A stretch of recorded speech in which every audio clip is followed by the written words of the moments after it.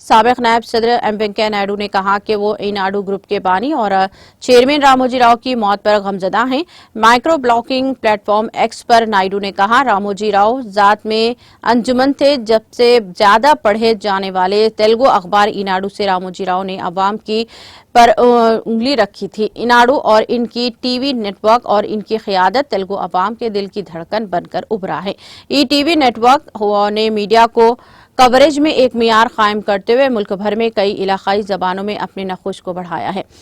مادرگسی چٹ funds جیسے کہ مالیاتی اداروں کے بانی اور ایک فلم ساز، صنعت کار اور کاروباری شخصیات کے طور پر شری راموجی راؤ نے اپنے عزم اور جوش کے ساتھ تاریخ کو لکھا۔ میری راموجی راؤ کے ساتھ بات چیت میں ہمیشہ ان اداروں کی اصول ترقی کے لیے ان کے بے لوث لگن کو دیکھا جس کا انہوں نے تصویر کیا۔